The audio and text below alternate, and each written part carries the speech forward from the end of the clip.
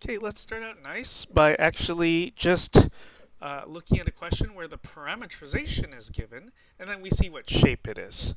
That way we know what the general format of a parameterization looks like. So this is a little backwards from what we'll eventually do, but I think it's nice to see what just the format of the answer looks like by switching the answer and the question in a sense. So sketch the surface parameterized by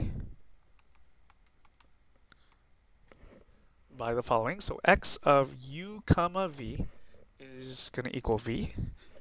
Y of u comma v. So the x formula is real nice. So x is just v. Okay.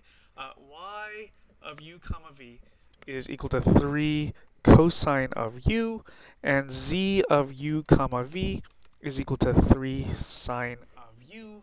For fortunately, this time around, u is stuck between two constant values. So u is just going to be between 0 and 2 pi.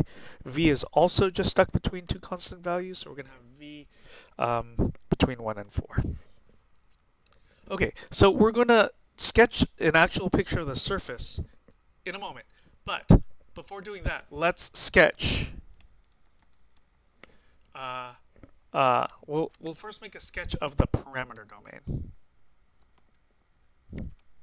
Okay, I want to make sense of what this language means. We're going to need this when we start setting up integrals. So we will need this. We will need this. So don't ignore this parameter domain business. Of course, it's new right now. I'm not expecting you to know what this is right at the moment, but I want this to also eventually be clear. So let's say there's a u-axis here, a v-axis there, 0 to 2 pi, and then v going from 1 to 4. The picture should look, let's just do this in another color here, should look something like that. So there should be a completely filled in rectangle here. Okay, that's the parameter domain. Now, you'll notice that there's these two variables, u and v, instead of just one variable called t. So this does make things more complicated.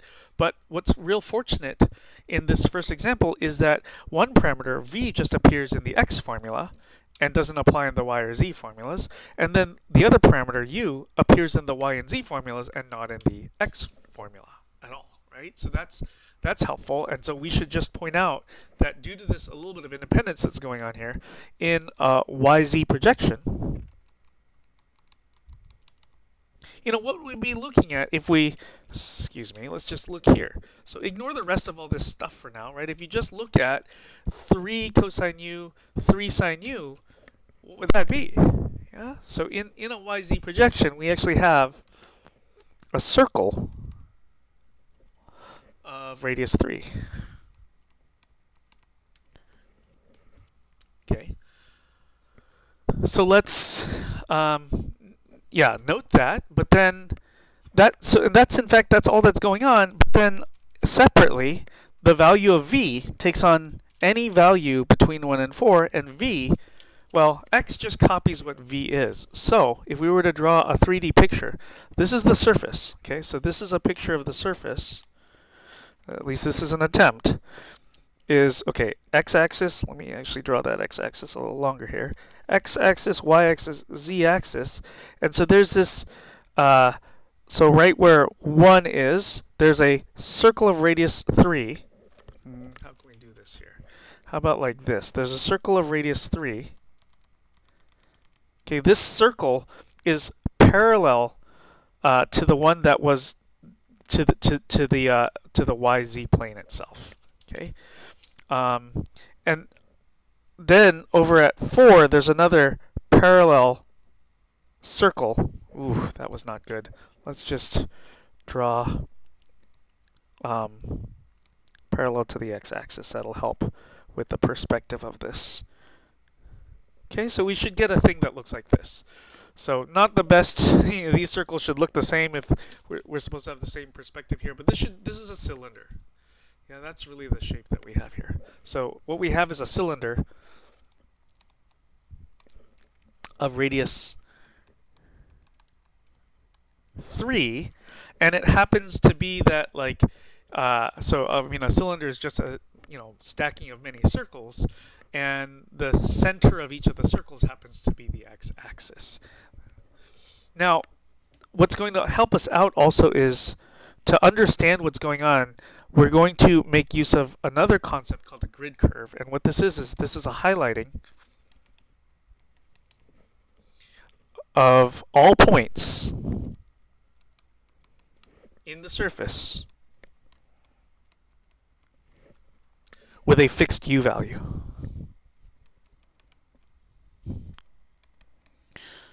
Okay, so if we did something like, what are all the points where u is equal to, give a number? You know, that would be a grid curve.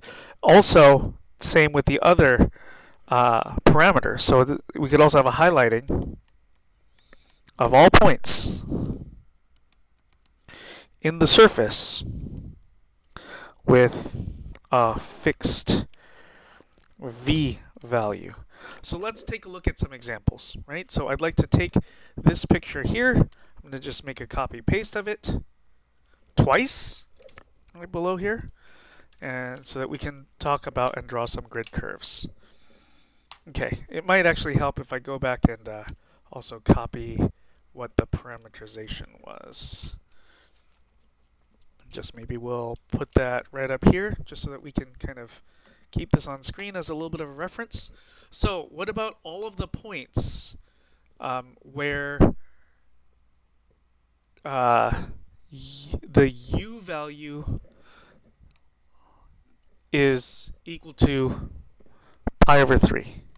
So let's highlight all points with u equal to pi over 3. Now you'll note that u is we take cosine of it and we take sine of it. So it's most natural to think of u as being an angle. Yeah, and so in this YZ plane, this angle, let's say, of pi over 3, sorry, the backside of the x-axis is getting in the way here. This pi over 3 angle right there, where would that, how could we highlight those points? They would sort of be like there to there. Okay, so it's not the top, which is right up here. It's yeah, so it's not at the topmost points. But let's also try this with a fixed v value. So let's get all points with v equal to, say, 2.5. Well, we're fortunate here that v is just x in this example. So, you know, it's all the points where the x value is 2.5. So maybe we're highlighting there. So the grid curve helps us just to say there's a lot going on, but if we can just picture what happens for a fixed value of this parameter or that parameter at a time, then we might have a better sense of what's really going on with the parameterization. So here's an app I created. Let's put this in here and see what this ends up looking like. So we had x of uv in our example. So there's the default you're seeing here. But x of uv was v, y of uv was 3 times cosine of u, and z of uv was 3 times sine of u. And we had u going from 0 to 2 pi, 6.28, that's fine. We had v going from 1 to 4. So this is the object we're dealing with. So yeah, you can see that the computer can draw this way better than I can.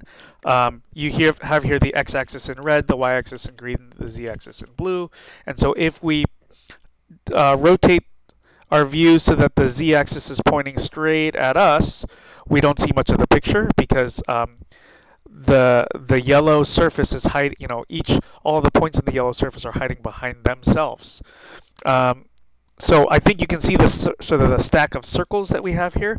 But the grid curve, I think, will really help us see what's going on. So let me change the value of u to be 0. Remember, u, since it was the input to cosine and sine, is best viewed as an angle. And so there's a grid curve for u is equal to 0 shown in blue, these points over here. That is, these are all the points where the u coordinate is the u parameter is 0. Now we were trying to do pi over 3, so maybe somewhere like over here when u is equal to 1.05. So here are all the points where u is equal to 1.85. Let's use 3.14. Let's try to get 3.15, close enough, right? So all of the points shown in blue back here, I hope that makes sense, right? Sorry, this red is getting in the way. Let me push this back. Okay, maybe we can see a little better. Maybe I'll just move this back and forth so you can see where this is. Yeah, so if we have u is equal to 3.1, these points here, I hope it makes sense from this view of the unit circle here with the y-axis in green and the z-axis in blue, that pi radians would be over here. And then, you know, here's, let's say, yeah, u is equal to 4.25. There's the grid curve there. Now, there's also grid curves for the other parameter, for v, which we said takes on any numerical value between 1 and 4. So when v is equal to 1, you have, let me just kind of keep the perspective this way, x-axis, y-axis, z-axis. Sorry, it's kind of like the image is sort of bleeding through itself, so it's hard to. So this is closer to us, and then this here is behind us. But you'll see that as you keep increasing the value of v, v is just the value of x anyway. And we could change this to be a parameterization of a slightly larger surface by saying that the maximal v value is 5 instead.